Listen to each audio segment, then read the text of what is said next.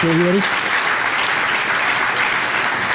Dr. Tyson is the director of the Hayden Planetarium in New York, and I will tell you, as a former high school planetarium director, the Hayden Planetarium is the big time. We call it the show. He's written 8 books, but I think his most remarkable accomplishment is that in the year 2000, People magazine named him the sexiest astrophysicist alive.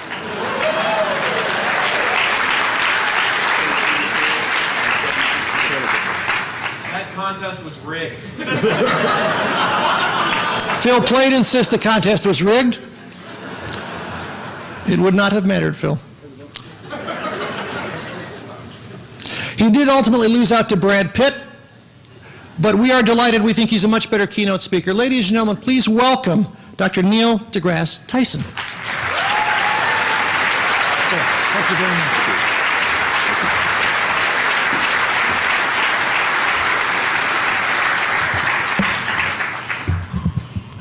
Well, first of all, I was duly impressed by the number of laser pointers chasing each other at the beginning of this session.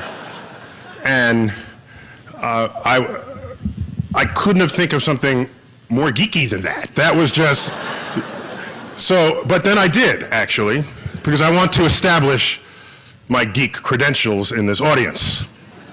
Will everyone please take out their laser pointer? And do you see the arch in the back of the room above the exit sign in the middle? Please touch that region with your lasers. Okay. I will now touch that region with my laser. Okay, there we go. All right. So, I would claim, and I am projecting farther than your lasers, am I not? Okay. So, just to establish my geek credentials. Well, until the screen comes up, allow me to make a few comments. Of course you're going to allow it because I'm standing here for this. You have no choice in the matter. First of all, I'm not a professional skeptic. I'm a professional scientist. And what I mean, the reason why I'm distinguishing that is normally when I'm invited to a conference, I talk about science. And so to now talk about science to people who don't know any science. So now I'm invited to talk skepticism to people who are skeptics. All right, therein was my challenge for this talk this morning. So we're going to leave, you want to leave it with this? Oh, that's good, we're good. We lose a couple of letters on the edges. I could probably live with that. Okay? So that's that one. We'll do that one. Sorry. We'll get there. I need to clarify this People magazine distinction. Sexiest astrophysicist alive. Consider the category, first of all. It's astrophysicists. I don't know who was in the running. Was it Stephen Hawking? You know, I don't know. I don't know. It's hard to get big-headed about that distinction. That's all I'm saying.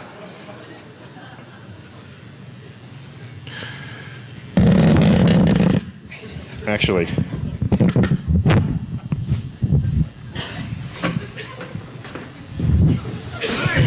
there, we've liberated the microphone. So there's a lot of science and literacy out there, but what I'd rather do is change the title of my talk to this: Brain Droppings of a Skeptic. So the reason why I do count myself among your ranks is because when I do appear in public, and I do talk about science, next come all the questions about Bigfoot, about the moon hoax, about babies under full moons, about astrology. And so I've got to be sort of up on all of this. So what I'm going to do is share with you my brain droppings from what I have accumulated over all these years. some of which you'll know and you'll be comfortable with because you've done it yourself. But I guarantee you there'll be some stuff here you've never thought of or done. Okay? So we agree? We're okay? All right. Now, by the way, often keynote talks such as this are nothing more than like veiled commercials for some book the speaker has to sell. This talk is no different from that thing, okay? No. No, actually, this talk has nothing to do with any of the contents of any of these books. Also, allow me to tell you that I am a scientist, and there are things I could have talked about, but I'm not, because this is a skeptics conference. I could talk about the search for life in the universe, the demotion of Pluto from planet to Plutoid, and I had a little bit of something to do with that, by the way. Get over it, that Pluto is just move on, okay? A Big Bang, dark matter, dark energy, Hubble, Phoenix on Mars, and look, there's a killer asteroid headed towards Earth. If there's time, maybe we can talk about that. But right now, let's get right into it, okay? Brain droppings. There's no coherence to this talk because it's just droppings, okay? You ready? Let's start. UFO sightings, here you go. You ready? Ready, all right. Someone says they saw a UFO. Remind them what the U stands for, okay? Unidentified. Because then they say, I saw a UFO. I say, oh, what did it look like? Oh, it was like a spaceship and it landed from another planet. And I said, you just said you didn't know what it was because you said it was unidentified. And so we have this urge, this irrational urge, which we all know, it's called argument from ignorance, where you don't know something and then you invent something. You go from not knowing anything to knowing everything about it, just by an invention of a comment or a thought. So, what I found, when people claim they've seen a UFO, you just get them to describe it. And then you get them to the edge where they then want to say it's an alien. And then you simply tell them, you started out by saying you did not know what it was. End of conversation. You have no evidence to say that you know what it is. Now, here's where it gets interesting. If you want to get abducted, that's the fun part. So, they get abducted. Now they tell you that they were abducted. You tell them, I'm sorry, your eyewitness testimony is not worth anything to me. Because no matter what eyewitness testimony is in the court of law, it is the lowest form of evidence in the court of science. And so you need something better than that. So the next time, here's what you do. So you tell the person, here's what you do. You tell them, next time you're abducted, and they're doing the sex experiments, right? You're on the slab, because this is what aliens do when they abduct you, and they're poking your organs. This is what you do. Tell the aliens, hey, look over there, right? And quickly grab something off the shelf that's on the spaceship, an ashtray or something. It doesn't matter what, okay? Because I can tell you, no matter if they flew here from another galaxy, no matter what you pulled off the shelf, it'll be some unlike anything we have here on Earth. There is stuff we have among us that was unlike anything else on Earth 5 years ago, 3 years ago, 2 years ago. Okay, I pull out my iPhone, there's nothing like, I would be burned at the stake 10 years ago for pulling this thing out, okay? And this came out of our own culture. So then you just tell them, just grab something off the shelf next time, and until that happens, please leave me alone, okay? There. Now, meanwhile, in the United States, the 21st century, you can buy this book, How to Defend Yourself Against Alien Abduction. This is a real book. I bought it. I read it, and I heeded its advice. I remain unabducted. There's things like, don't drive alone down a dark roadway. There's that kind. The book is all about what not to do. Actually, I think it would be kind of cool to be abducted by aliens. right? I mean, who in here would not want to, you all want to meet the aliens, right? If they're out there, of course. We're not anti-alien. We're just anti your account of the alien, that's all. Now, what pisses me off, inept aliens, okay? Here, you ready? So, here are aliens from another planet, another galaxy. They traverse interstellar space in their spacecraft. Trillions of miles.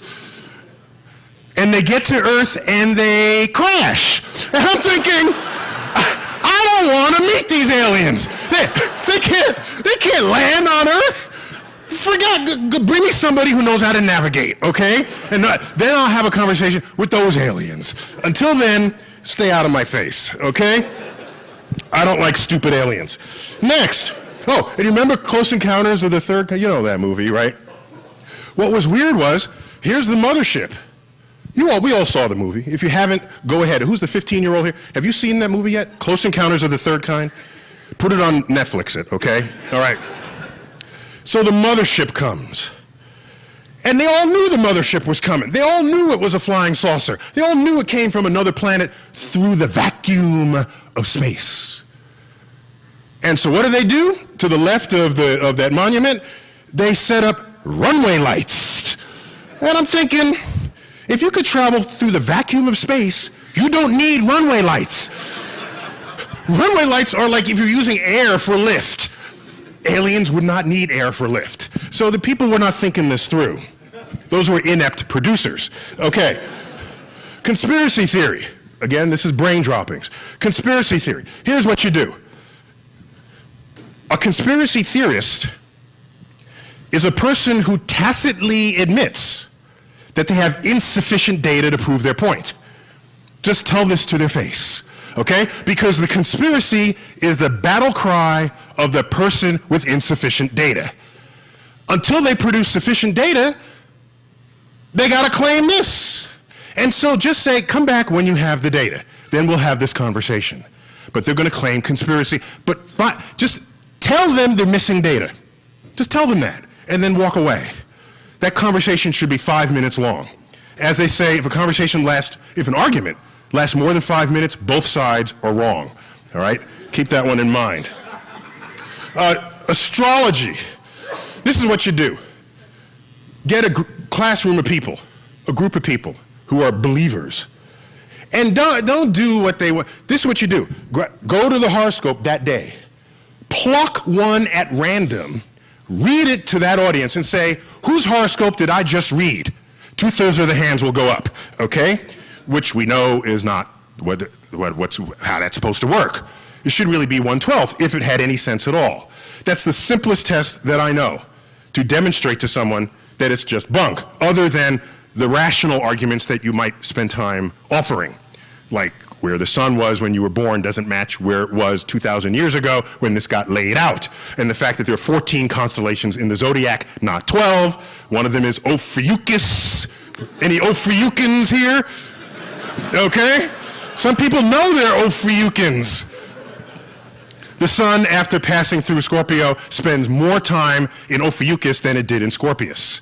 So if you thought you were Scorpion, you're probably Ophiuchan, and all Ophiuchans and Scorpions are currently Librans. That's how that plays out. So, birth rates and full moons, one of my favorites. There are a couple of municipalities where the birth rates jump a little during the full moon, and everyone says, oh, it's the gravity of the full moon yanking the baby from the womb, you know? And I'm thinking, maybe there's another explanation.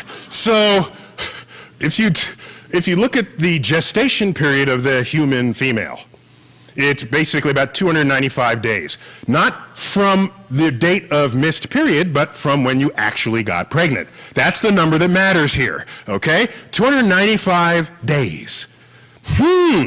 How long is the average cycle between consecutive full moons? 29 and a half days. So, take 29 and a half days, multiply by 10, you get 295 days.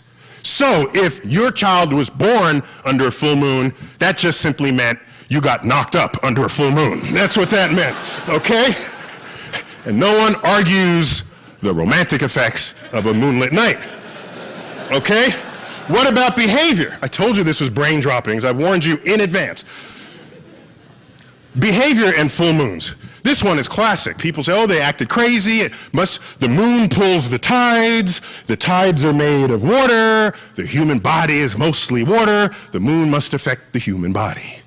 Until you actually do the math. And when you do the math, you could ask the question, well, what is the tidal force of the moon on your cranium? How about that calculation? You could do that calculation. The tidal force of the moon on your cranium. Because if that were severe, it could be messing with you, right? All right, so you do the calculation. It turns out, if you're one of these people who sleep with like a lot of pillows, and one of the pillows is kind of leaning on your head overnight, the pressure from that pillow on your head is 1 trillion times greater than the tidal force of the moon across your cranium. But nobody talks about the effects of down pillows on your behavior the next day. Why not? I love the talk we just had on medicine. I have a comment about that. Something I just find astonishing, remarkable. I'm so impressed by this. Are you ready? Here's what happens. Someone is diagnosed. I'm making up a very common example for the purposes of this explanation. Somebody's diagnosed with terminal cancer. The doctor says, you got 6 months to live. You say, you mind if I get a second opinion? Of course, go ahead. Go to a second doctor. You got 5 months to live. Go to a third doctor. 7 months to live. So basically, you're going to be dead in 6 months, plus or minus. Okay? What happens? You're alive a year later. Okay? You're alive 2 years later. 3 years later, the cancer's in remission. 5 years later, it's gone from your body. You happen to have been a religious person, and over that time you were praying. People were praying for you.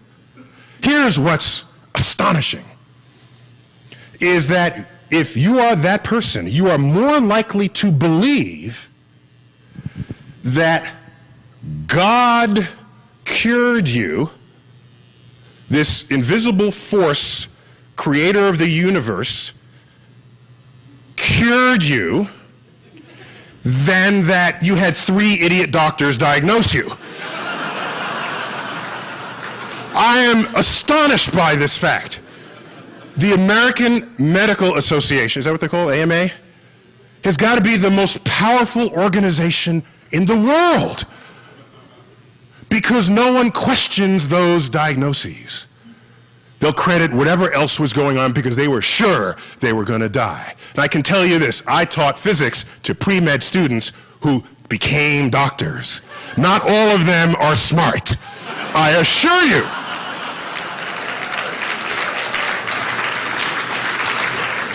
Not only that, they're all trained in the same system. So 3 separate doctors that all went through the same system of medical schools, that's not actually 3 different opinions. It's the same opinion, just nuanced by what the person had for breakfast that morning. It's not 3 different opinions.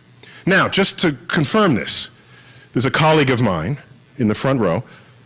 Have you taught physics to pre-medical students? No. You have not, so I don't have a second opinion on what this is.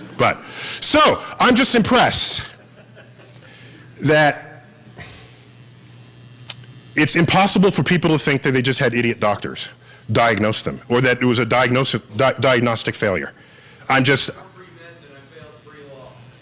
sorry, say again? I failed more pre-med students than I failed pre-law. Okay, we have a Physics 101 professor here who said he's failed more students who are pre-med than those who are pre-law. Yeah, it's astonishing. It's astonishing who ends up being our doctors. I got to keep going. I have way more to come, okay? Swami levitation. We've seen this, okay? Now, it turns out,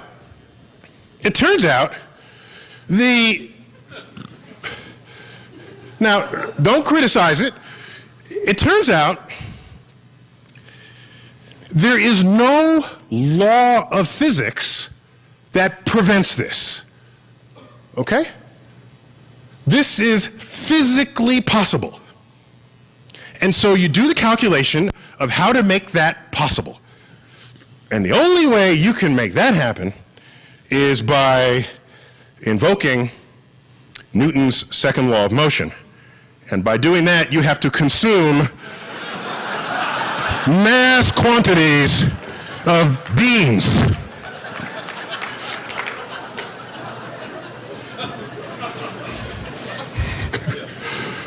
By my count, about 1,000 cans. Then your anal sphincter has to be really tight to hold in the methane effluences that are ready to burst forth. At which point, you let it go, and then you levitate. For as long as you have gas to provide it. That's, by the way, how the space shuttle, not with beans, but it's gas coming out one direction, the recoil goes in the other direction. Now, I found this picture on the internet. This is like combines everything I just said. It's a levitated can of beans. I thought that was kind of cool. The moon hoax. We got people out there who say we never went to the moon. First of all, we should be proud that we live in a culture that has technology so advanced that some members of that same culture are in denial of it. That's a statement of how advanced we are. So we should be a little more sensitive to their disbelief. Because it's astonishing. It's just, we do astonishing things. And some people are so astonishing they just can't believe it. So here's what you do. This, ladies and gentlemen, is the Saturn V rocket.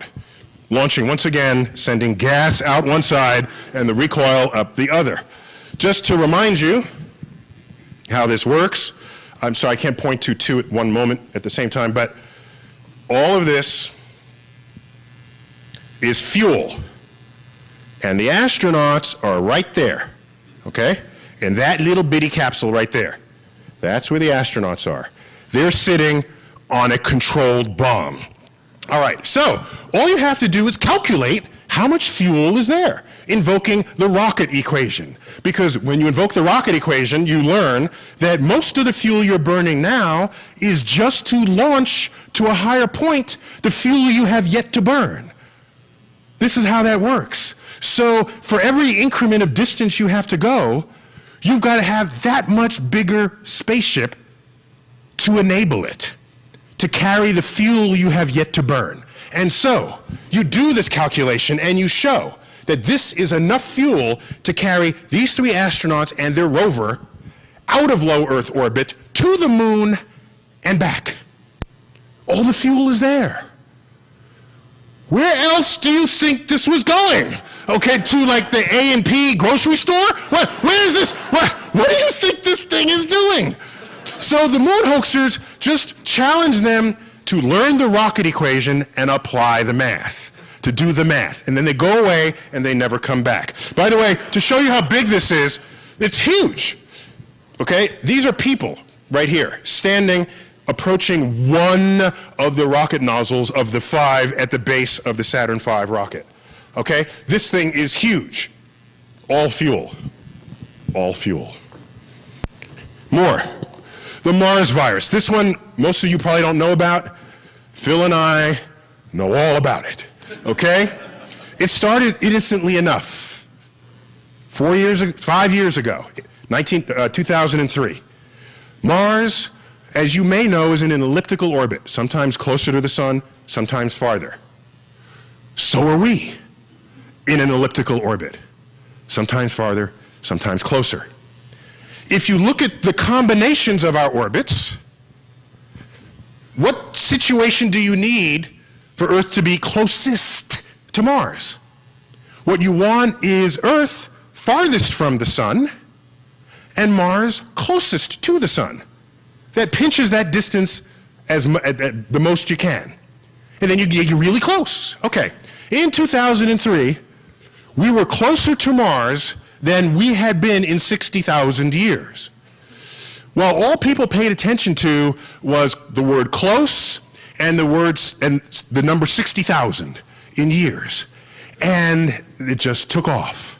And people said, oh, on that particular night in August, Mars will be the size of the full moon, all right? And so this went on. It even captured page one story, okay? Close up. And in these pages, it talks about you might need sunglasses at night because Mars will be so large and bright. Now, I'll tell you how that worked. You ready? Here's how it goes. Here's how it goes. Where are we now? We're in like Vegas? Which way is west? Anybody know which way west is? That way, thank you. So let me come over here.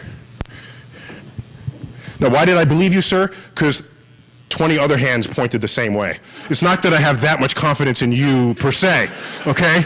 I did a quick average, and it's this way. All right, so here we go. I'm in Vegas. So, yes, we were closer than we ever been in 60,000 years. By how much? Here's how it goes. You ready? I'm standing here, and suppose I did this. You ready? I have never before been this close to Japan. Okay? So it was a little closer than it is any other time Earth and Mars swing around in their orbits. And here's what happens. That started on the internet. Every August, the same news story circulates. They forgot that it only happened in that year, and they forgot that it was a nothing event anyway. So you're going to see it again. I call it the Mars virus, because people want to send it around. Fear of numbers. Oh, don't get me started, okay? Again, 21st century America, people who make the iPod, people who launched the Saturn V rocket. This is the country we live in, except 80% of all the buildings on Broadway in Manhattan, I could have done it for any street, but I did it for Broadway. 80% have panels that look like this. There is no 13th floor. Not only was that true in 80% of the buildings in New York, it's true of this hotel. So what does it say for our future when we have people afraid of a number? What does that mean? I don't know, but it scares the hell out of me. Not only that, we fear negative numbers. Why do you have to go into a hotel, go into an elevator of a tall building and it's 5432 lobby SSB SSB. Can I buy a vowel, please? I don't know what the hell these things are. They're afraid to go negative. Just say -1, -2, -3. People are afraid to do that. They're afraid to do that on financial ledgers. The number is in parentheses. It's like, what's your problem? We got a symbol for this. It's called negative. So I worry that too many of us fear numbers for the future of America. Now, future of America is not secure. It's not. I worry. We're fading. We're fading fast. We're fading. Check this out. You go around the world, there have been famous scientists in the past, in all the countries. Any country that had an academic tradition, they've had famous academics, okay? At one point or another in the past.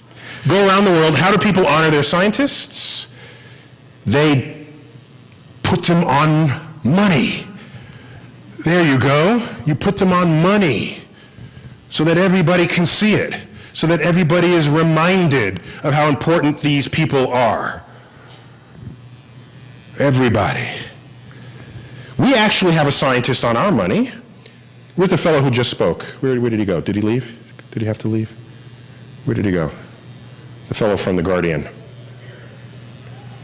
Oh, way in the back. Okay. Do you remember who was on the £1 note? And not anymore, it doesn't exist anymore. Do you remember who was once on it when it once did?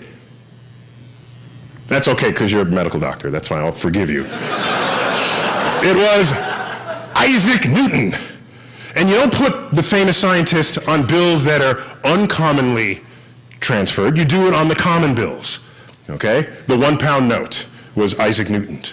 Isaac Newton. Einstein is there. I got a whole collection of this money. I only show you a sampling here. Einstein is in Israel, where all the folks are honored.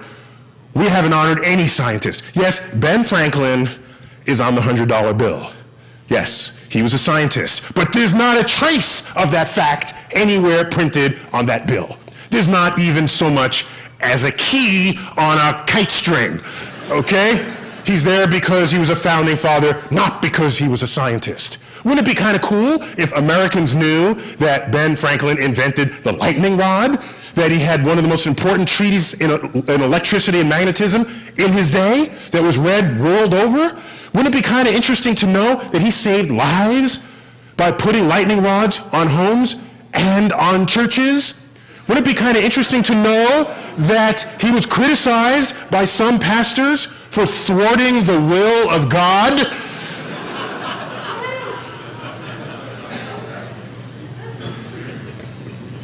You get hit by a lightning bolt, somebody up there does not like you. Ben Franklin says, carry this lightning rod, and all is well. More money. Look at that. We got Euler and Gauss and Faraday and Pascal, and there's your £1 note with Isaac Newton. So maybe you're just too young to remember when he was. That could be it. That could be it. And of course, Galileo up there in Italy. Let's zoom in on Gauss. The audacity of the Germans to put a mathematical distribution function on their money. Okay, look at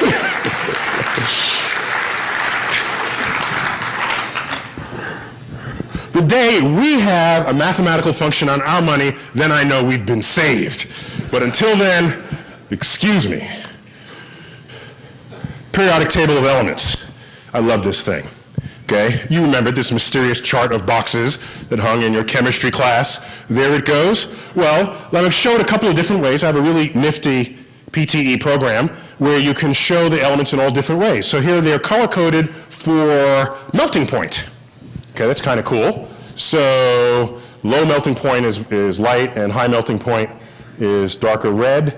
And so you see the elements grouped together. You have wolfram here, tungsten, and osmium, iridium. Tungsten is used in incandescent light bulbs so that it doesn't melt, okay? So had Edison had access to this, he would have come up with tungsten immediately rather than having taken him all the time that he did in the trial and error of testing different ingredients. Carbon, by the way, has the highest melting point of all elements. So this is just cool things you can do. You can also code them, well, which elements were known to the ancients. Everything blue there was known to the ancients. So no one is credited with having discovered them. They're familiar: carbon, sulfur, lead, tin, mercury, gold, etc. You can move forward in time. Sorry. You can move forward in time. You can move backwards in time. And so you can look at the discovery year color-coded. And so I've knocked this to 1869. So everything in gray was not yet known. So no one had discovered the noble gases over on the right. They were unknown in 1869. So Darwin, Origin of Species, none of that was known. All the rest in yellow had been discovered. Fine. But here's what's the cool part. We can code these by country who discovered the element. And it's very telling. Take a look at that. Country who discovered the element. And you can rank them. United Kingdom leads the way. 24. Why? We got the UK in the house. Okay. 24. Why? Because England invested in particle physics at the turn of the century. They were doing things that no other country knew to even do. And so those investments before the empire fell were fundamental to our understanding of atoms, of particles, all of the sort of the pre-quantum mechanics understanding of the behavior of matter. are traceable to the United Kingdom. Just take a look at that. Sweden is second in the list, but for a really, for a reason that is, they slipped in on this list, and I'll tell you why in a moment. So there's Germany, France, and the United States is down there, but look at where we show ourselves. Check this out. You come all the way down to the heavy elements, and there you go. Look at that. Right after uranium, neptunium, plutonium. And so since we discovered them, we get to name them. So if you look down here, there's americium, there's berkelium, there's californium.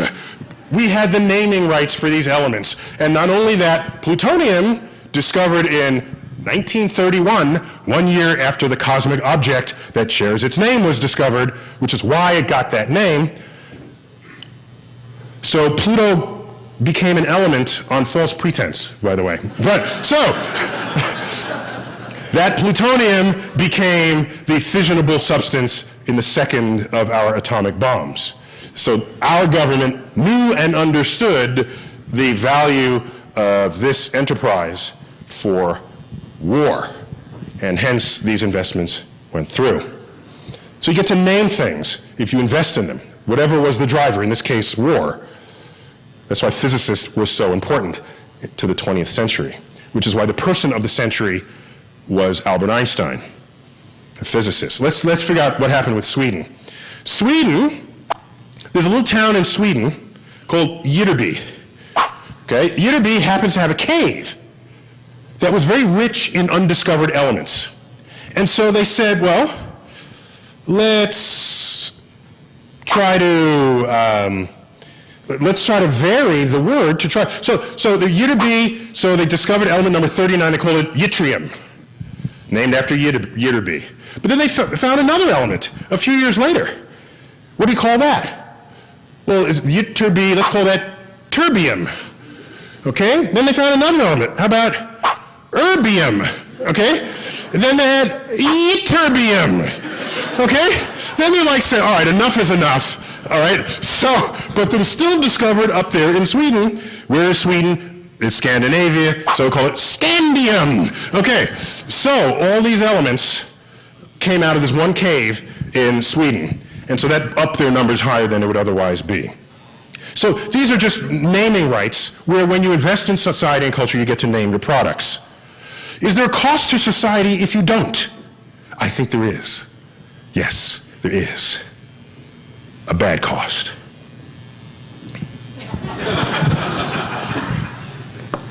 I spent a lot of time in school, not living in the same place long enough to be tracked by the jury duty people, or whatever is the agency that calls you for jury duty. I finally got called. It was walking distance from where I live. I live in Lower Manhattan.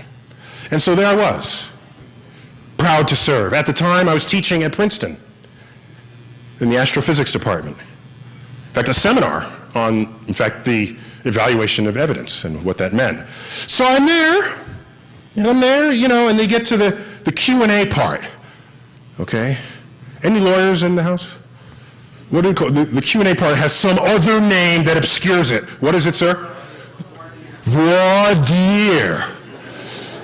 You could have just called it Q&A, but you didn't.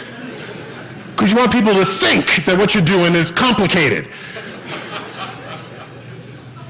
You should take cues from the astrophysicists. What do we call spots on the sun? Sunspots, thank you, okay? What do we call big red stars? Red giants. Regions of space, you fall in, you don't come out, light does a black hole. Origin of space-time, Big Bang. We are simple people in astrophysics. The universe is complex enough. I'm not going to lay down a lexicon so you think what we're doing is more complex than it actually is. Had to get that off my chest, I'm sorry. The voir dire part. The lawyer asks me, I see you're an astrophysicist. What is that?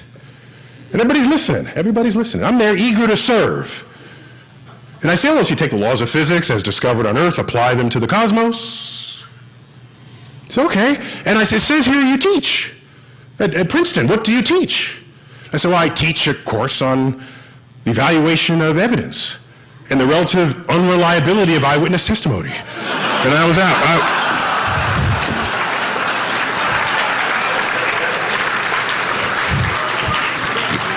I was on the street 5 minutes after that. They didn't want to hear that I understood how to evaluate evidence. I was gone until the second time. 3 years later, I said, okay, I'm not going to tell them about this class.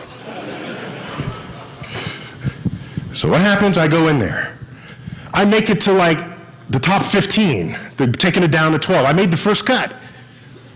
So we're all squeezed into the box, and there's like a couple of extra chairs next to it. And the defendant is there, sitting right there, with the lawyer and the judge. And I forgot what this part is called, sir.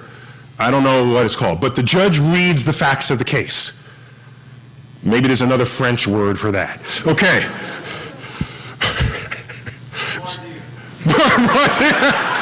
Once again, voir dire. All right, so I'm there. The judge reads the facts of the case. The defendant was found in Upper Manhattan in possession of 2,000 milligrams of cocaine. This is undeniable. We are trying him for the possession of those drugs. And I'm there, and by the way, there's like a maid, there's like a janitor. These are like regular people in the real world up there with me among the 15. And I listen, and the judge says, well, do you have any questions about the facts of the case? Do you understand them? As I've read them. I said, I got a question, sir. Why did you read the cocaine possession the way you did? He said, what do you mean? I said, you said he had 2,000 milligrams of cocaine. That's 2 grams. The milligram is 1,000 divided by the 1,000 is 2 grams. Less than the weight of a penny. Why, sir, did you say it just that way? And then he looked at it, oh, that's just because that's how it's written here. He didn't know what he was reading. He didn't understand what he was reading. And so there I am, and I said, because it sounds like you're making the possession sound worse than it actually was. I'm concerned about that. There I was, back out on the street again. Now, the fun part of that one was, I think I contaminated the entire jury. All right? So,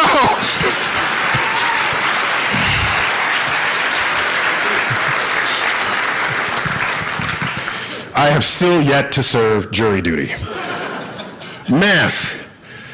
I've seen these headlines. Very depressing. Half the schools in the district are below average. Okay.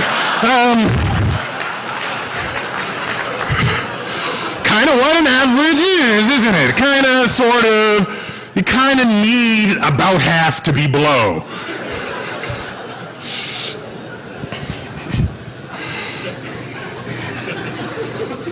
Technically, that would be the mode, but fine. So this person had no clue about statistics. What he probably meant was half the schools were below standards, or below, but not below average. They just didn't understand.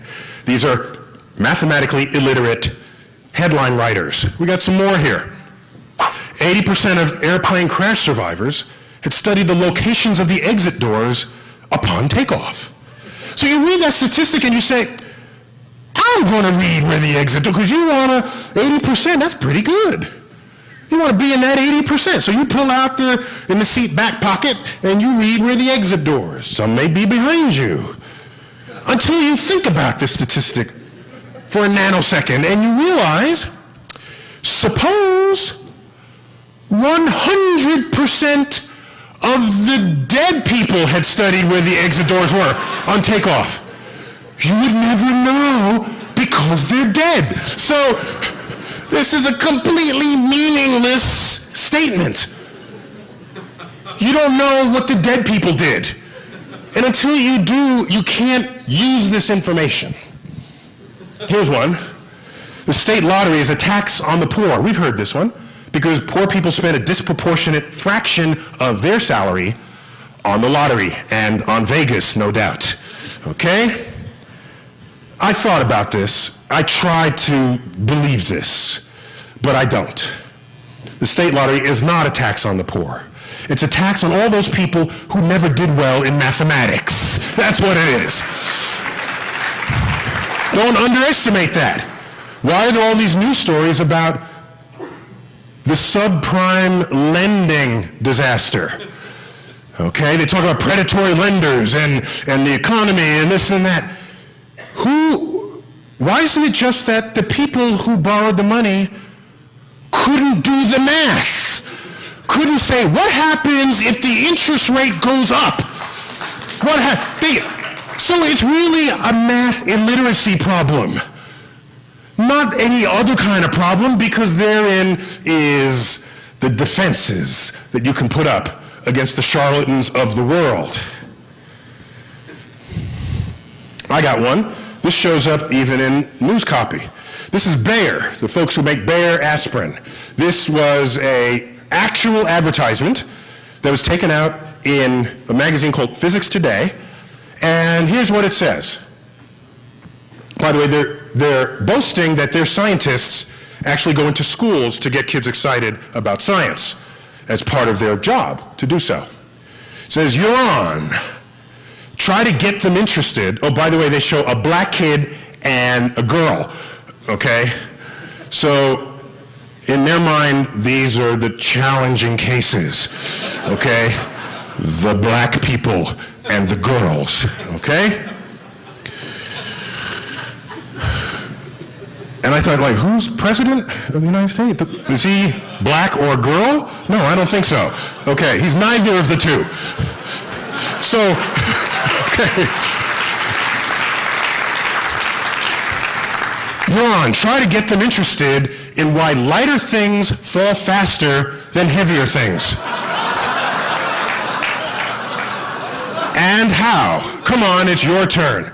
So these are just, they actually did eventually fix it, and so now it says, try to get them interested in why lighter things fall as fast as heavier things. That's what Galileo, that's the Galileo experiment. They finally fixed that. Okay. Moving on. Okay, now, what's odd is, I haven't said anything yet. It's just his name.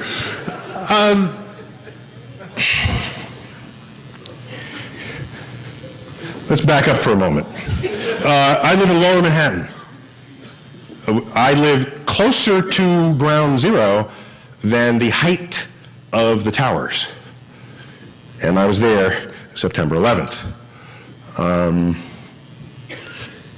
And these are frames from my camcorder outside my window. The North Tower is on fire. If you look very carefully in that picture, you might not be able to see in the back row, but the South Tower had just been hit, and you can see some material punching forward. You see the flame, that's the fuel igniting. The fuel doesn't ignite instantly. It actually has to spread, get atomized, and then it ignites, and that's what's happening in that picture, and then the entire building is engulfed. To put this in context, you see the black building standing in front? That sleek black building? That building outside of the island of Manhattan would be the tallest building on the eastern seaboard. Okay? It's a very tall hotel. It's called the Millennium Hotel.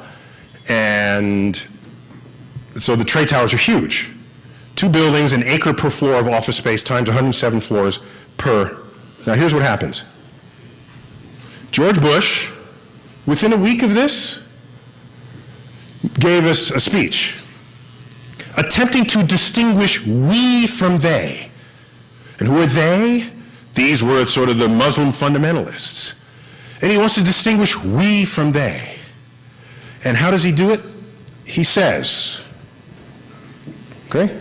He says, our God, of course, it's actually the same God, but that's a detail. Let's hold that minor fact aside for the moment. Allah of the Muslims is the same God as the God of the Old Testament. So, but let's hold that aside. He says, our God is the God, he's loosely quoting Genesis, biblical Genesis. Our God is the God who named the stars. Okay? Okay. Now, I actually took this picture from the West Wing. Actually, it's the East Wing. I was there. This is the medal ceremony. You see, if you look carefully in the photo, there are medals on a platform there for the awarding of the Presidential Medal of Science. I was on the committee to tell him who to give the medals to. And they just did what we told him, which was good. Now, what he did not do, he did not read the citations. Got somebody else to do that. He put the medal around people's necks. But I was invited to the ceremony. Here's the problem with his comment. Say, our God is the God who named the stars. The problem is 2/3 of all stars that have names have Arabic names. I don't think he knew this. That would confound the point that he was making. Arabic star names. Okay, you ready? Here they are. Okay? Screen 1. Screen 2. Every one of these stars, among the brightest stars in the night sky, are Arabic. Arabic. And you say, how does that come to be? How did that happen? Well, first, he said that before I was on his Rolodex, because I could have hooked him up. I said, no, say something different, okay?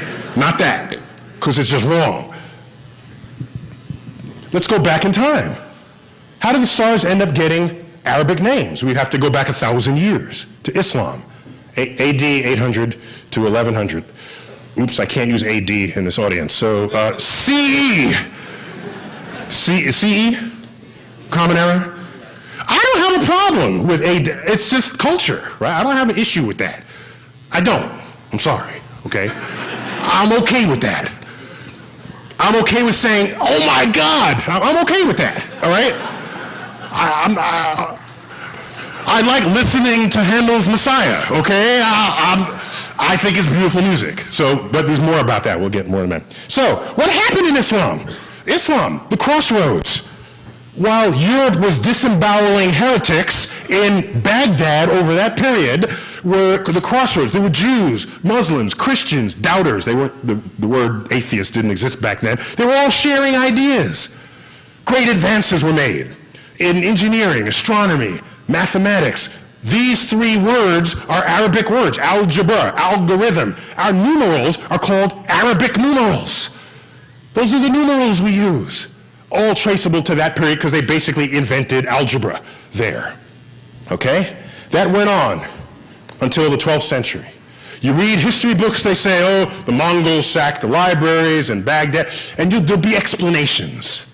What they tend to leave out was another force at work, and that was the efforts of this man, Al-Ghazali, who was a Muslim cleric, who was to Islam what St. Augustine was to Christianity. What he did was he took all these ways people were practicing Islam, put them together, codified it, said, this is what you need to do to be a good Muslim. Okay, just as what Augustine did, which included how to exactly burn the witches, that kind of thing. So it was all in there. It was all in there. And in there was the statement that manipulating numbers was the work of the devil. And that cut out the kneecaps of the entire mathematical enterprise of that period, because he gained cultural power and political power with his philosophies. And you know something? Islam has not recovered from that since. And there have been times when it has risen to great cultural force. In Spain, Islam rose to great cultural heights. No scientific or engineering discoveries in that period. It's tragic. How many Muslims in the world? There's 1.3 billion. Let's do some analysis. The Nobel Prize, 1900 to 2007. Okay? Let's take a look at how many Nobel Prizes were won by the Jews. How many Jews are in the world? 15 million tops? Let's take a look. Doing it for the sciences, of course. Biomedical, chemistry, physics, economics, 25%, 1/4 of all Nobel Prizes in the sciences have gone to Jews. I saw two people in the back going a high five back there.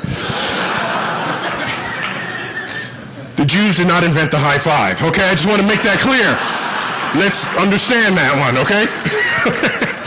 Do something else. Just No, we're happy to share the high five with you. So, let's look at practicing Muslims. Are you ready? Here we go. 0, 0, 1, 1. And in fact, the one in physics was a Pakistani Muslim, not a Middle Eastern Muslim. And if you count economics as a science, it's like 1, 1.5, 2, 0.3% of the total. You want to look at the relative impact? Relative impact, here it goes. The Jews have won 80 times more Nobel Prizes than the Muslims, and they are 1/80th of that population. That would be 6,400 times the impact. I lament, I celebrate the Jews, but I lament what might have been discovered had 1.3 billion Muslims had the cultural drive to discover as what happened 1,000 years ago. If that had been the case, they'd have every Nobel Prize. If that tradition had continued, but it is gone. It's not there. And that is a loss to the world, especially given the legacy that it had enjoyed 1,000 years ago. So I fast forward to the United States of America, early 21st century, and I ask what forces are operating to somehow squash our scientific curiosities, and then you find billboards like this. The Big Bang Theory, you've got to be kidding, signed God. Okay. Now maybe we should be impressed that somebody actually spent money to pay for the billboard. Well, here's one. Here's a bumper sticker. This one is more sort of an intelligent design bumper sticker. It says, "The Big Bang Theory, God spoke, and bang, it happened." So that puts God like right before the Big Bang, where we have no clue. Well, what that is signs of intelligent design, this movement. You're all familiar with it. You all tracked the stories. But it's not just innocent meanderings. It actually affects, for example, advertising. All right, a 2004 ad campaign for an SUV. In the world of rugged SUVs, it's survival of the fittest, right? But then the intelligent design was gaining power, and then what happened to that same ad a year later? You ready? Its features are nothing short of a miracle, right? So it affected advertising. Now, I think intelligent design gets a bad rap. It gets a bad rap. And let me explain. Let's go back in time to an unimpeachably brilliant scientist, Claudius Ptolemy, author of Almagest, the pinnacle of the geocentric understanding of the universe, appears in that work. An Arabic name meaning the greatest, protected in the Middle East while Europe was in the Dark Ages, and so translated into Arabic at the time. Ptolemy wrote, as he was coming up with these epicycles, he looked up and said, "As I trace at my pleasure the windings to and fro of the heavenly bodies, I no longer touch earth with my feet.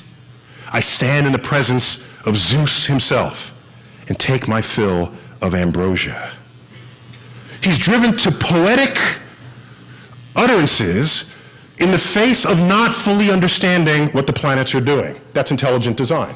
He's crediting Zeus for what's going on, even though he doesn't understand it. Galileo is doesn't write that way. He's more candid about his ignorance. Every time Mars comes around, it tugs us. Every time Jupiter comes around, it tugs on Mars, which tugs us. And you have this system that gets impossibly complex for Isaac Newton at the time.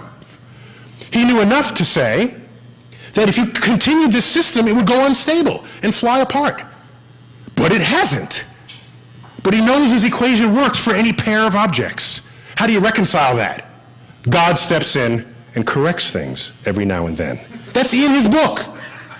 It is the God of the gaps intelligent design argument. He got to the limits of his brilliance, put God in, and said, God fixes it. There you have it. This kept going. And by the way, Newton I count as the most brilliant guy there ever was. It's up to you whether you want to aspire to become Newton, because when he died, he was a virgin. So there's a cost to being the most brilliant person there ever was. Christian Huygens, in a book called Cosmotheros, brilliant in his generation, one of the most brilliant scientists of the day, he wrote about the planets and Newton's laws, and then he got to biology and didn't quite understand why there was life, and then he invoked God in all the places where he didn't understand what he was talking about. So now now we get to Laplace.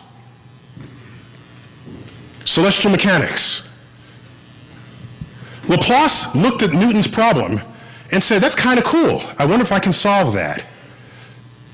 This multi-body problem where everybody's tugging on everybody else, but there's one main force of gravity at work. So he writes a 5-volume tome called Celestial Mechanics. And in there, he pioneers perturbation theory. That's the theory. We have one main force and then other little tugs. How do you treat that mathematically? He pioneers that, solves it for the solar system, demonstrates that the solar system is stable, far beyond anything Newton had imagined. This work was called up by Napoleon. Napoleon was not only everything we know him to be, he was a great reader of mechanics and physics books, so that he would know not only how to make the cannonball, he would know where the cannonball would hit when he shot it. And so he summoned up this 5-volume tome, read it, said to Laplace, this is a brilliant piece of work, but you make no mention of the architect of the system, making direct reference back to Isaac Newton. And Laplace's reply was, sir, I had no need for that hypothesis. So what worries me is, had Newton not stopped and ceded his brilliance to God, he could have easily come up with perturbation theory. Newton invented calculus practically on a dare. Perturbation theory is just an extension of calculus. Perturbation theory, it's a nice, elegant extension, but you know Newton could have knocked this out in an afternoon. You know this, okay?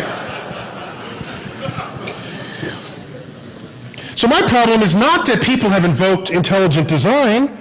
Brilliant people have done it before. They'll keep doing it. I don't have an issue with that. I worry if it prevents you from making further discoveries. I don't want the intelligent design person to be the one looking for the cure for Alzheimer's, because they'll get to their ignorance and say, well, not only can I not figure this out, no one else in the lab will figure it, no one else who will ever be born will figure this out. It is intelligently designed. Then that person is removed from the set of people who would solve that problem. And so I say, sure, there's a lot of beautiful things in the universe, but don't sweep under the rug the fact that you have evidence of stupid design. Completely stupid design. Stupid. Stuff no one would come up with. Nobody. Okay, look at humans. There's leukemia, hemophilia, sickle cell, multiple sclerosis, epilepsy, Parkinson. We have a narrow view of the electromagnetic spectrum. We're practically blind compared with what's out there. By the way, if you could see microwaves, everybody's cell phone would be like a glow, you know? And you could say, what's that in your pocket? Are you enjoying the show? You know, you could you have total access to radiation of all wavelengths. We exhale most of the oxygen we inhale. It's a very inefficient process. That's why you can breathe in and out of a paper bag and not suffocate. You can keep that up for like 20 minutes. This goes on and on and on. We can't detect deadly ionizing radiation, radon. We can't smell CO or CO2. Mosquitoes can smell CO2. We can't. Okay? I'm not asking for much here. Okay? What am I asking for? We eat, drink, and speak through the same orifice in our body, guaranteeing that some percentage of us will choke to death every year? We can do better than that. Dolphins do better than that. They breathe through a hole someplace else. No dolphin has ever choked trying to laugh as it breathed, okay? And you saw Flipper. Flipper laughs, you know. So this is what's, and humans, the Earth. Volcanoes level cities. We had an Indonesian tsunami, killed 200,000 people. Oh, the Christians say, oh, well, that was mostly Muslims. That was God saying you're Muslim. Until you look back at 1755 at Lisbon, the holiest city, one of the holiest cities in Europe at the time. It was Sunday morning, All Saints' Day, 10 o'clock in the morning. Everybody was in church. And a magnitude 8 earthquake struck Lisbon, killing 80,000 people, mostly in churches as they worshiped. That was basically the birth of the modern atheist movement, is traceable to that event. Okay, that's true. Voltaire and all these guys wrote inspired by that event. Floods, tornadoes, lightning strike. We can't live on 2/3 of, people talk about Earth as some cradle for life. Excuse me, 90% of all life that ever lived is now extinct. If you actually look at the evidence, it's clear that Earth is actually trying to kill us. The universe. Most planet orbits are unstable on very long time scales, longer than what Laplace would show. We're about to collide with Andromeda in 7 billion years, so don't worry about that one just yet.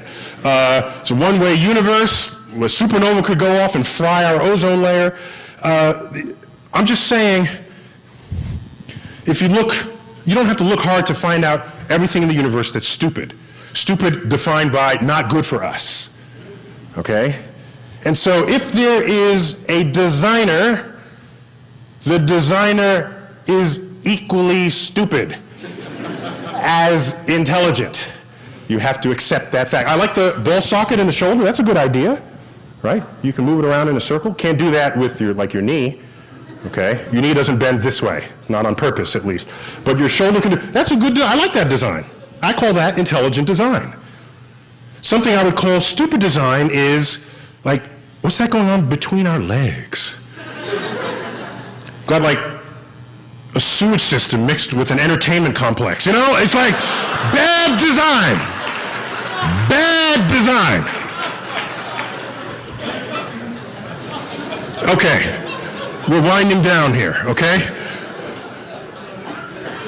I want to make an important point. This is not all people in the world, this is Americans, religious people. It depends on which study you get. You ask, do you pray to a personal God? These numbers vary, but they're high and they're up around 90%, okay? It might be 85, that's actually not important. That difference is not important for the point I'm about to make. It's high, okay? In the West, in America, 90%. Okay? What percentage of educated people are religious? The number drops. I'm talking about graduate degrees here. Among all people with masters and PhDs, the religiosity drops. Somewhere around 60%, might be 65. The point is, it drops with education level. Now let's bring in scientists. How about what percentage of scientists in America are religious? You average over all the branches, it's about 40%, maybe 35%. In there's a range, of course. Biologists, physicists, astrophysicists are lower. The sort of engineers and mathematicians are higher. So it averages out to about 40%. So this looks like scientists are 40% down from 90%. From the general public, but that's the wrong, no, it's 40% down from 60% because all scientists have graduate degrees. So the graduate degree in any subject gets you halfway there. The science is the increment from the educated degrees. I mean, from the all educated people. That takes it down to 40%. Now you go to the elite scientists. This is a well-known number. 7% are religious, claiming a personal God to whom they pray and intervene in their lives. I submit to you that with the current atheist fervor that has taken on over the past several years, I would say launched, the modern atheists they're called, launched by the Dawkins book and the Hitchens book and the Sam Harris book and the like. And I was just in Borders recently, couldn't believe it. Sorry I didn't have a camera. Borders books. There it was, a section called Atheism. It was like, I'd never seen that before. It's like, okay. There it was. fact, they had enough critical mass of books to make a section. So, here's my problem. Here's my concern. When you're educated, and you understand how physics works, and you're mathematically literate, and you understand data, and you understand experiment, and you go up to someone who doesn't have that training, and they are religious, and you ask them, why are you religious and believing in invisible things that influence your life? What's wrong with you? Okay? That's unfair. It's not only unfair, it's disrespectful for the following reason. Until that number is 0, you've got nothing to say to the general public. These are scientists among us in the National Academy of Sciences who are religious and pray to a personal God, and I know some of them. And you're fighting the public for the religious beliefs? Figure that one out first, because maybe there's an asymptote. Maybe you can't change everybody. Maybe that's telling us something.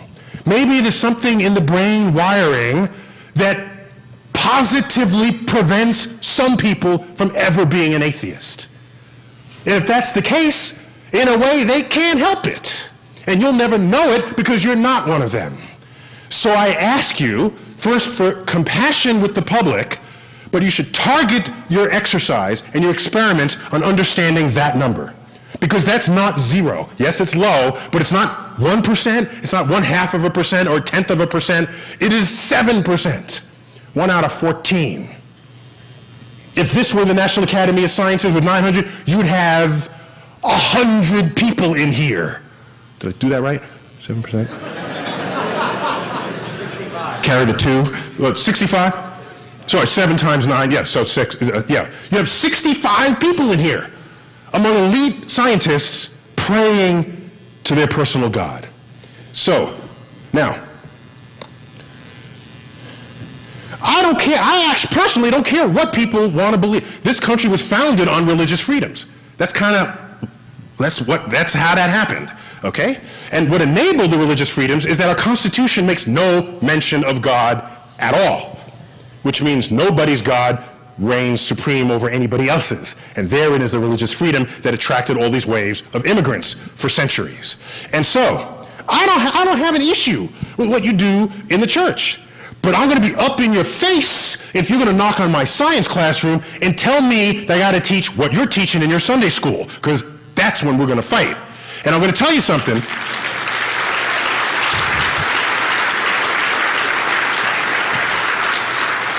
There's no tradition of scientists knocking down the Sunday school door, telling the preacher, that might not necessarily be true. That's never happened.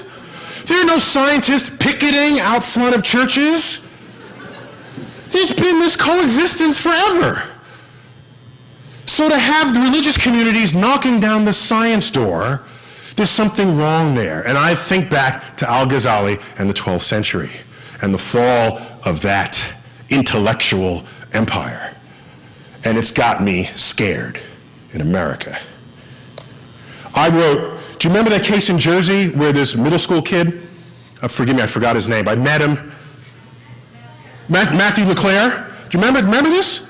In his history class, the teacher was saying that Jesus is the only one and true Savior, and Christianity is the only one and true religion, and if you were not, you were damned to hell. And he pointed to a Muslim girl and said she's damned to hell already, it's too late for her, and that Noah's Ark carried dinosaurs on it, and that the Big Bang and evolution are not scientific. He recorded this and submitted it to the New York Times. And it became a whole expose on this teacher. And then what happened? The ACLU came out, and separation of church and state, and it's a violation of the separation of church and state. And I said, I don't normally get in those arguments, because I got the universe to worry about. I let that go. But then I thought, no, people are missing something here. It's not a case of a separation of church and state. It's not. It's not.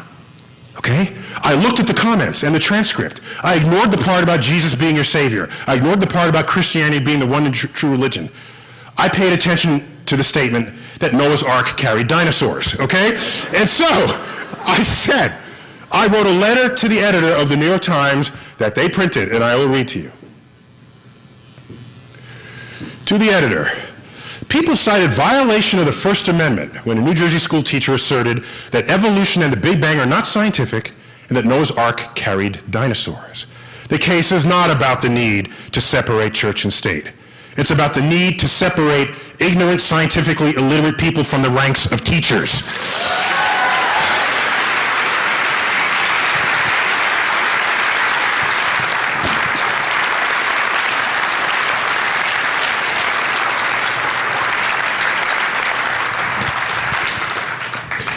Let's fix this one once and for all, okay? Let's just fix this, okay? Once and for all. Yes, Einstein and God were like that, okay? It's like God doesn't play dice with the universe. It turns out God does. That's what quantum mechanics is all about. He was wrong about that, okay? He mentions God a lot. And so all the religious people like claiming him because he's famous and he's unimpeachably smart. And if you get famous, smart scientists in your camp, that boosts your camp, okay? But let's straighten this out once and for all. Here's a letter from Albert Einstein in his later years, 1954, a couple of years before he died. It was, of course, a lie, what you read about my religious convictions. A lie which is being systematically repeated. I do not believe in a personal God, and I've never denied this, but have expressed it clearly. If something is in me which can be called religious, then it's the unbounded admiration for the structure of the world so far as our science can reveal it. Case closed. So anyone says Einstein was religious, just show them this letter, okay? I'm way over time. I went way long. Well,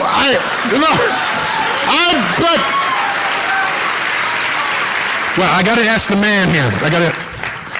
Are we? Keep going. He's okay. We got the keep going sign. All right.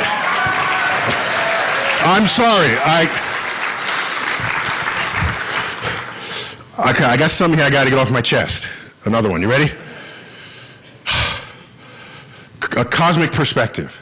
I'm going to tell you something that Phil and I live and breathe. Some people in the public have read enough to feel it as well, but not enough people.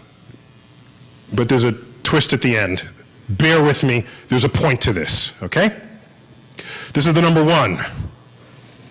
10 to the 0, but you all geeks, you know what that is. 10 to the 0 is 1. If you spelled it out, it would be O-N-E, 1. This is not an unfamiliar number. Up by a factor of 1,000, you get the number 1,000. Metric prefix, kilo. Kilo. By the way, drug dealers were metric long before America was, all right? Because, people lament that, but we're there. We're basically there. By the way, our money is metric.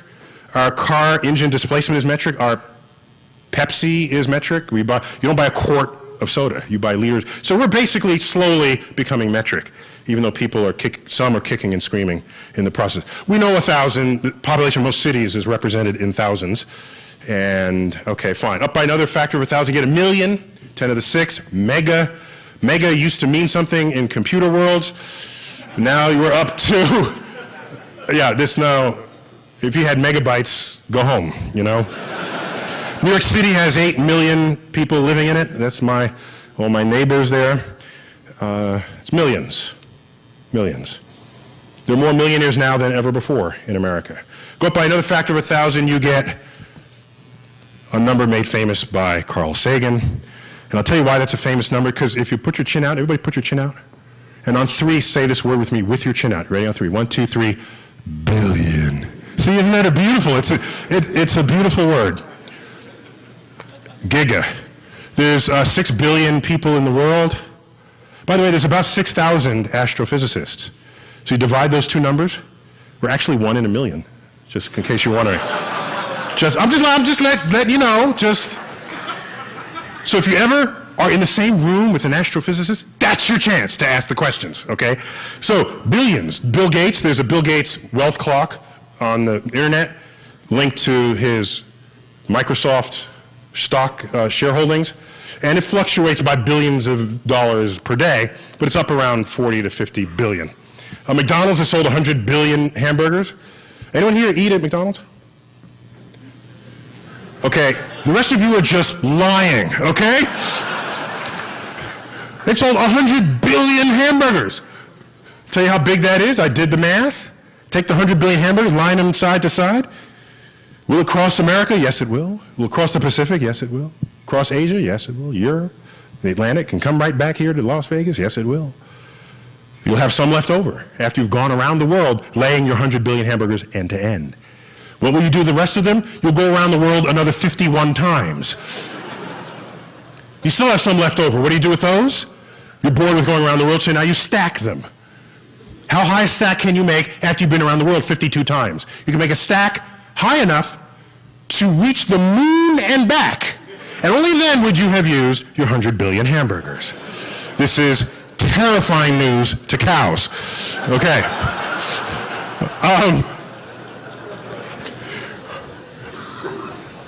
Up by another factor of 1,000, a trillion. A trillion. You can actually count to a billion. Anyone here 31 years old in the room? 31? This year you will live your billionth second.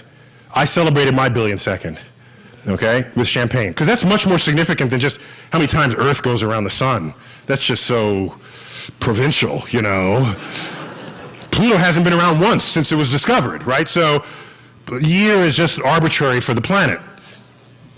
But seconds, you get 31, you get a billion seconds. So if 31 years you can count to a billion, that means you can never count to a trillion. It would take you 31,000 years to count to a trillion, so do not try that. So a trillion, trillion seconds ago, we were in caves. Fine, let's go up by another factor of 1,000. Quadrillion, one of my favorite numbers, actually 100 quadrillion, is the estimated number of sounds and words ever uttered by all humans who have ever lived. Okay, I knew you would pause on that one, fine. Okay.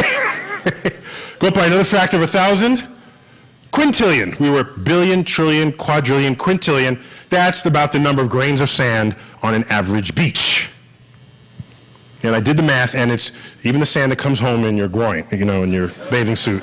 Add all that up, it's in that number. We go up by another factor of 1,000, we get to sextillion. 1,000 times bigger than the number of grains of sand on an average beach, itself 1,000 times bigger than the number of sounds and words ever uttered by all humans who have ever lived, 1,000 times bigger than all the McDonald's hamburgers, sextillion. That is the estimated number of stars in the universe.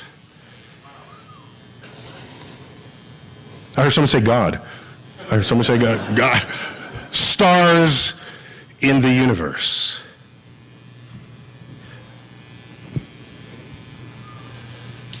It's staggering. Are we alone? Probably not. Unless you're inexcusably egocentric, especially since you look at what we're made of. If we were made of some isotope of bismuth, you'd have an argument that maybe we were rare in the cosmos. But we're not, okay? Let's look at the universe. The number one ingredient in the universe is hydrogen, helium, in order, oxygen, carbon, nitrogen, and the most famous element of them all, other. Okay, now, life on Earth. Number one ingredient of life on Earth. Our biggest molecule is water. H2O, what's in water? Hydrogen, number one element. Helium, by the way, is chemically inert. We don't have it, okay? You can inhale it and sound like Mickey Mouse. That's about it. Okay, next in life, oxygen. Next, carbon. We are carbon-based life. Next, nitrogen. Next, all together, class? Other. There we go. We are one for one the ingredients of the universe. Not only that, carbon is so chemically fertile, more molecules can be constructed with the carbon atom than all other molecules combined. So it's not surprising that the most complex chemistry we know, called life, is based on it. And all these science fiction stories, well, how about silicon is right below carbon on the periodic table, so why can't we make silicon-based life? Carbon is 5 times more abundant in the universe than silicon. You don't have to invoke it in order to say there's life out there in the universe, using Earth as some kind of template. The point of all this is, we had a space show in New York that zoomed out from Earth. Earth got little, solar system got little. Milky Way got little. You lost it. You learned that we're part of the universe. The ingredients are in us. We're in the universe, and we're just all out there in space. The next week after we opened, I got a letter from a professor of psychology at the University of Pennsylvania. Okay? What did he ask me? I'll read it to you. I'm an assistant professor of social cultural psychology at UPenn. I'm writing to discuss the possibility of a research project in collaboration. My research focuses on the psychological experiences associated with feelings of insignificance. It's a bummer of a job there, man. Okay? I recently saw the space show at the planetarium, and needless to say, it was the most dramatic elicitor of feelings of smallness and insignificance that I have yet encountered. I submit to you, he has an issue with the universe because he came into the room with a needlessly and unjustifiably large ego to begin with. If he understood how we fit into the cosmos, you can actually celebrate that fact, that it's the human mind that came up with the laws of physics that gives us an understanding of it. You can celebrate that fact. You can celebrate the fact that my molecules are up there and that we all came from stars. There's a sense of participation and belonging that is almost spiritual in the feelings it elicits, that if you go in saying, you're the top of the heap, well, I'm human and we're the top and we're the best and we're that, it can only depress you. And so, by the way, of course, you learn in biology, 1 centimeter of your lower colon lives and works 100 billion bacteria. So who's really in charge of things when you think about it? Just think that one through. My last 2 slides. In the Bible, there's this phrase, and the meek shall inherit the earth. This is in Psalms. The rest of that goes, and live in a world of peace, actually. So it associates peace with being meek. That stands to reason because meek people don't bomb cities, okay? So there's a correlation to that fact. But I went back to the original Hebrew, and I studied enough Hebrew to translate this directly, and they mistranslated. They got it wrong. What it really says is, and the geek shall inherit the earth, okay?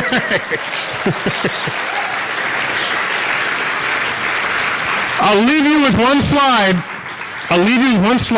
The American Physical Society in 1984 had their annual meeting here in Las Vegas.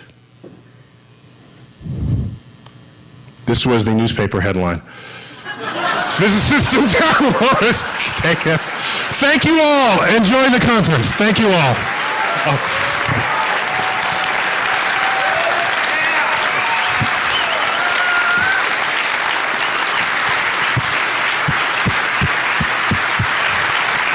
We hope we will remind you of how grateful we were to hear your words and how much we hope to see you again. Thank you, sir. Thank you. Thank you very much.